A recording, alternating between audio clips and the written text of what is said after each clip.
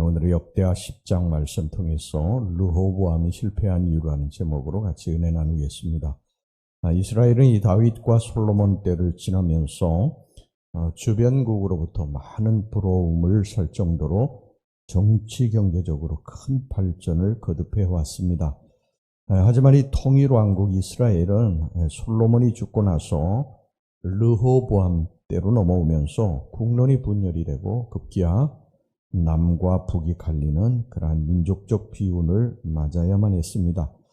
물론 이제 이 같은 그 분열상은요, 이미 솔로몬 때부터 잠재되어 온 것이었습니다. 이 솔로몬은 나라를 부강하게 하기는 했지만 이 엄청난 건축 사업을 계속 강행해서 백성들에게 육체적, 물질적으로 힘에 지나는 그런 부담을 안겨주었습니다. 뿐만 아니라 솔로몬은 즉위 초반부에 지혜롭고 경건한 통치 방침이 이방 나라들과의 전략적인 결혼이나 또 이방 문화의 유입 등으로 인해서 많이 퇴색되어 갔고, 그 결과 이방에 타락하고 그리고 부패한 문화에 심취됐고 심지어 우상을 숭배하는 자리에까지 이르게 되었습니다. 그렇다고 해서 이 솔로몬 당대에 이스라엘이 분열된 것은 아닙니다. 그것은 하나님께서 그렇게 약속해 주셨기 때문이죠. 하지만 이 솔로몬이 죽은 후에 그의 아들 르호보암이 왕위에 오르게 되자 이스라엘의 이 분열은 아주 빠른 속도로 진행이 되어 갔습니다. 즉 르호보암이 백성의 불만을 제대로 간파하지 못했을 뿐만 아니라 아버지의 뒤를 이어서 아버지보다도 더 심하게 이 탄압 정책으로 일관하겠다고 고집함으로 인해서 백성들의 분노를 일으키게 됐고요. 이러한 백성들의 불만을 등에 업고 이 솔로몬의 부하였던 여로보암이 유다와 베냐민 지파를 제외한 다른 10지파를 규합을 해가지고 새로운 왕국을 북에다가 세우게 된 것입니다. 그래서 우리나라처럼 남과 북이 이렇게 갈라지는 그런 어떤 비운을 맞게 되죠. 이 사울왕, 또 다윗왕, 솔로몬왕 약 120년간, 이 120년간의 이 통일왕국 시대가 막을 내리게 되고요. 새로운 이제 분열왕국 시대가 시작이 됐습니다. 이 분열된 이스라엘 역사, 이게 도대체 왜 나라가 이렇게 분열이 됐느냐? 여기에 대해서 우리가 좀 살펴보면서요, 하나님의 이 교훈을 얻기 원합니다. 첫째, 이 솔로몬 당대 이스라엘 백성들은 민족의 번영과 나라의 부강이라고 혜택을 누리기는 했지만 그들 개개인에게는 강제 노역이라고 하는 그런 괴로움과 힘에 지나도록 과중한 세금이 부과가 됐습니다. 그래서 나라는 어떻게 보면 기틀을 잡아갔는지 모르지만 개개인의 백성들의 삶은 굉장히 피폐해졌습니다. 따라서 이제 백성들 사이에서 원망이 계속 나오게 된 것이죠. 근데 이것이 이제 솔로몬 시대 때는 어느 정도 그래도 이렇게 잠잠했다가 그 아들 르호보암이 왕이 되고 나서는 뭐 이것이 걷잡을 수 없이 들불처럼 번져나가게 된 것입니다. 그래서 백성들이 르호보암에게 와서 이런 과중한 세금이라든지 또 강제 노역 이런 것들을 좀 줄여달라고 이야기를 했습니다. 그런데 이 르호보암이 이런 백성들의 호소에 대해서 이 귀를 막아버렸어요. 침묵하고 답변을 유보합니다. 5절 보겠습니다. 르호보암이 그들에게 대답하되 3일 후에 다시 내게로 오라 하며 백성이 가니라. 물론 이제 그런 태도는요, 뭐 일면 신중하다고 평가될 수 있지만 뒤이어지는 그의 행적을 볼 것 같으면 분명 지금의 답변 유보는 백성들의 어떤 항변을 잠깐 모면하고 자신의 변명거리를 찾기 위한 행동이었다고 해야 옳을 것입니다. 그러니까 르호보암은 어떤 백성들의 이런 아픔이나 고통이나 이런 것을 듣는 귀가 열려지지 않았던 거예요. 그러니까 자기가 듣기 좋은 말만 들었던 것입니다. 여러분, 나라의 지도자는 백성들의 쓴소리도 들을 줄 알아야 됩니다. 이제 새롭게 대통령이 선출이 됐는데 대통령이 좋은 주변에 있는 사람들, 아첨하는 사람들, 이런 사람들의 말만 듣게 되면 나라는 잘못된 길로 갈 수 있죠. 얼마든지 갈 수 있습니다. 그래서 백성들이 쓴소리를 하고 그것을 받아들이게 되고 바로잡을 것을 바로잡고 그렇게 나아가야 나라가 온전한 나라가 되게 될 것입니다. 우리는 이를 위해서 기도해야 될 것이고 정말 하나님이 통치하는 나라를 위해서 우리가 하나님 앞에 날마다 기도해야 될 줄로 믿습니다. 사람은 항상 자기의 이기적인 생각이 먼저거든요. 이 르호보암도 나라가 이렇게 기틀을 잡은 것은 솔로몬 왕과 그리고 나의 덕이다. 그런 생각만 했지 백성들의 고충은 생각하지 않은 거예요. 사람은 물론 이제 다 이기적인 그런 존재입니다. 이기적인 그런 생각들을 다 가지고 자기만 생각하는 그런 어떤 사고를 다 가지고 있어요. 그런데 예수님은 그렇게 사시지 않으셨죠.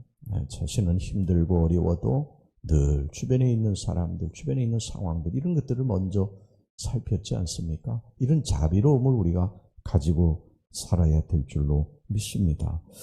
자, 그 다음에 두 번째는요, 6절, 7절 보겠습니다. 6절, 7절. 르호보암 왕이 그의 아버지 솔로몬의 생전에 그 앞에 모셨던 원로들과 의논하여 이르되 너희는 이 백성에게 어떻게 대답하도록 권고하겠느냐 하니 그들이 대답하여 이르되 왕이 만일 이 백성을 후대하여 기쁘게 하고 선한 말을 하시면 그들이 영원히 왕의 종이 되리이다 하나.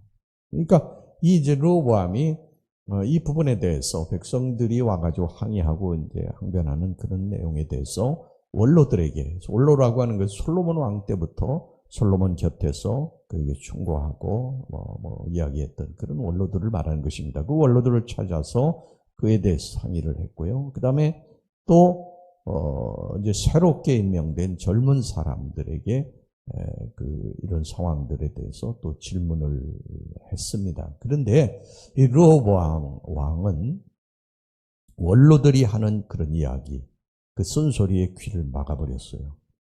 그리고 젊은 사람들이 이 백성들에게 더 세금을 물리고 저들의 입을 막아버려야 된다고 그렇게 이야기하는 이 젊은 사람들의 말에 귀를 기울이게 됩니다. 그래가지고 그 솔로몬 왕 때도 힘들었는데 더 많은 세금을 물리고 그리고 더 많은 노역을 시키고 그런 일을 하게 된 것입니다. 그래서 이 여로보암을 중심으로, 여로보암은 이 솔로몬의 부하였었거든요. 건축 일을 담당하던 부하였는데 솔로몬 시대 때는 그 반란을 일으켰다가 이 솔로몬에게 쫓겨나가지고 애굽으로 가서 도망쳐 있었어요.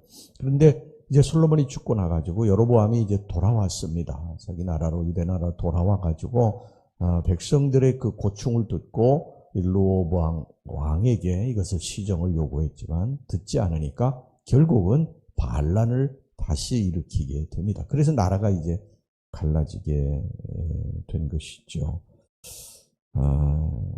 여러분 우리가요 이 선한 충고를 등한시하면 반드시 고통을 받게 됩니다.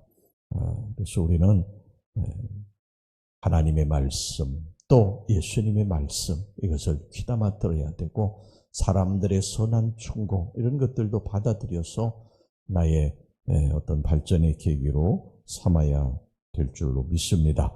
자, 그 다음에 마지막으로 여기 보면은요, 르호보암은 장로들의 선한 충고를 중요하게 생각하지 않았어요. 오히려 지혜가 부족했던 젊은 신하들의 말에 더욱 귀를 기울였다고 그랬는데 10절 11절 보겠습니다. 함께 자라난 젊은 신하들이 왕께 말하 이르되 이 백성들이 왕께 아뢰기를 왕의 아버지께서 우리의 멍에를 무겁게 하였으나 왕은 우리를 위하여 가볍게 하라 하였은즉 왕은 대답하기를 내 새끼 손가락이 내 아버지 허리보다 굵으니 내 아버지가 너희에게 무거운 멍에를 매게 하였으나 이제 나는 너희의 멍에를 더욱 무겁게 할지라 내 아버지는 가죽채적으로 너희를 치셨으나 나는 전갈채적으로 하리라 하소서 하더라. 자신과 수십 년 동안 함께 자라온 젊은 신하들의 말에 르호보암은 당연히 마음이 솔깃했을 것입니다. 그리고 강압적인 정책에 호감을 가지게 된 르호보암은 그 악한 권면대로 백성들을 탄압하기로 결정하고요.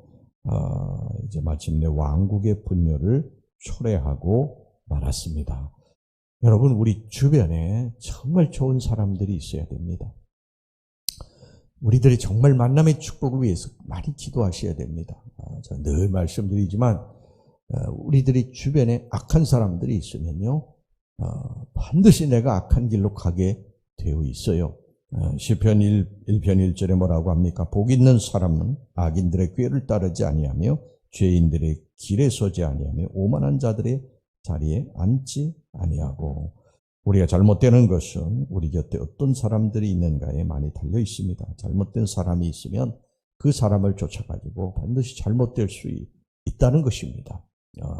그래서 기도하지 않는 사람이 옆에 있으면 기도하던 사람이 기도하지 않게 됩니다.